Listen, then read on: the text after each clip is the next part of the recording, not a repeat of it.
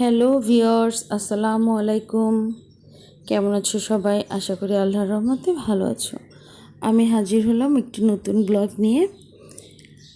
আমার মেয়ের জন্য নুডলস রান্না করছিলাম, সেটা আর কি তোমাদের সাথে একটু শেয়ার করছি কিভাবে রান্না করি। আর আমার ছাদের গাছের মিষ্টি কুমড়া শাকের ডগা দিয়ে পোয়া মাছ দিয়ে রান্না করছি। তারপরে হচ্ছে মুরগি রান্না করব। আসো, রান্না করতে করতে তোমাদের সাথে কিছু গল্প করি। আমি সব কিছু কেটে রেডি করে নিয়েছি। এবার পেঁয়াজটা ব্লেন্ডার করতে হবে। এখানে ওর জন্য নুডলস বসিয়ে দিয়েছি এক পাশে। আর আমি যে কোনো মাছই একটু গরম পানি থেকে ধুয়ে নেই, সেটাই গরম পানি থেকে একটু ওয়াশ করছিলাম যেন মাছে কোনো ধরনের গন্ধ না থাকে। পেঁয়াজ ব্লেন্ডার করে নিয়ে আসছি। তো আমার প্রিয় ভিউয়ার্সরা, তোমরা কেমন আছো সেটা অবশ্যই আমাকে কমেন্ট করে জানাবে, কারণ তোমাদের একটা লাইক কমেন্ট পেলে আমি অনেক বেশি খুশি হয়ে যাই, অনেক বেশি ভালো লাগে। মনে হয় যে না, আমার বন্ধুরা আমার পাশে আছে, আমাকে সাপোর্ট দিচ্ছে। আমি শাকটাকে ধুয়ে নিচ্ছি। এটা তো গাছের ছাদের গাছের শাক, অত বেশি বালি নাই, তারপরও শাক তো আসলে একটা শাক মাছ এগুলো ওয়াশ করতে আমার অনেক বেশি টাইম লাগে। আমি অনেকবার করে ধুইতে ধুইতে আমার রান্না করতে গেলে এগুলোতে অনেক টাইম ওয়েস্ট হয়ে যায়। এটা হয়তো আমার মতো অনেক বন্ধুরাই করে থাকো। যারা এরকম করো সেটা আমাকে অবশ্যই কমেন্ট করে জানাবে, যে শাক মাছ এগুলো যখন রান্না করো ওয়াশ করতে করতেই ঘন্টা পার হয়ে যায়।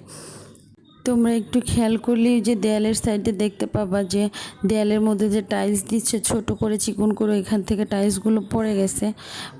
এত বড় 6 তলা একটা বিল্ডিং করলো কেমন মিস্ত্রি আমি বুঝি না, যে দেয়ালের টাইলস খুলে খুলে পড়ে যায়। আসলে বিষয়গুলো খুবই বিব্রতকর। বিল্ডিংটার এত বেশি বয়সও না, সেটাও তোমাদের সাথে একটা ভিডিওতে শেয়ার করেছিলাম। 6-7 বছর হয়েছে মেবি। এখনই কিচেনের কিছু কিছু জায়গা থেকে, কিচেনেরই হয়েছে শুধু এই সমস্যাটা, আর কোথাও হয়নি। টাইলসগুলো খুলে গেছে, দেখতে খুবই বাজে লাগে। এগুলো আসলে ঠিক করতে হবে।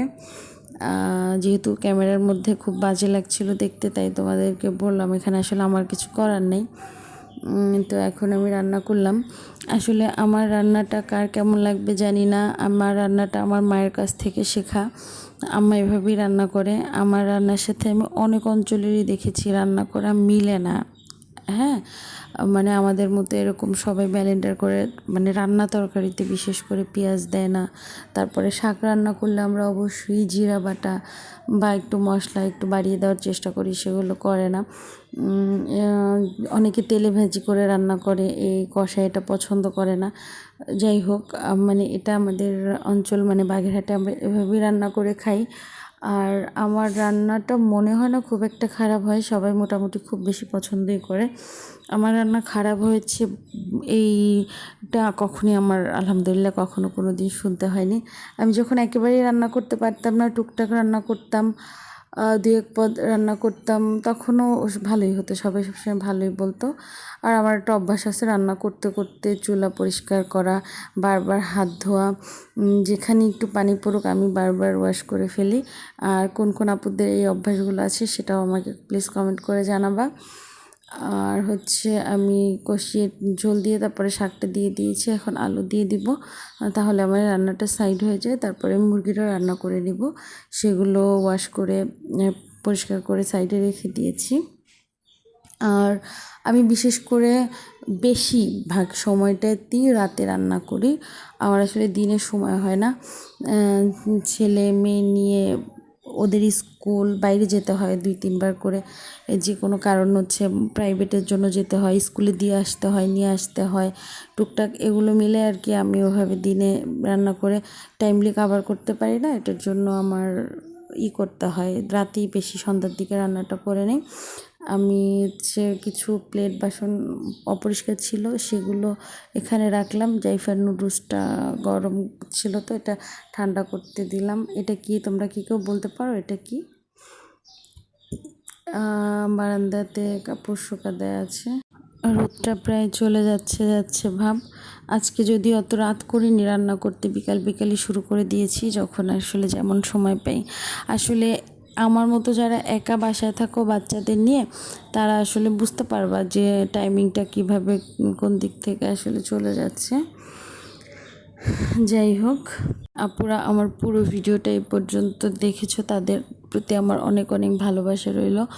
আসলে সবাই তো এত দূর ভিডিও দেখে না, সেটা তোমরাও জানো। অল্প একটু ভিডিও দেখে মানে শুধুমাত্র অন করে লাইক কমেন্ট করে দেয়। দেখো জাইফা আমাকে কাজে অনেক বেশি হেল্প করতেছে। হ্যাঁ, পুরো সিলিংয়ের উপরে উঠে গেছে, অনেক হেল্প করে রান্না করতে। সেটা নিশ্চয়ই যাদের বাচ্চা আছে যে আপুরা তারা বুঝতে পারবা। যেমন কালকে একটা আপুর লাইভ দেখলাম যে বাচ্চা এত বেশি মাশাল্লাহ দুষ্টামি করতেছে। হ্যাঁ, আমার তখন মনে হচ্ছে যে আপুর অবস্থাও ঠিক আমার মতো। তো জানি আমার মতো এরকম অনেক আপুদেরই অবস্থা আছে, যারা এরকম মানে টুকিটাকি ভিডিও বানাও ছাড়ো, ওদের দেখলে বুঝতে পারি আর কি।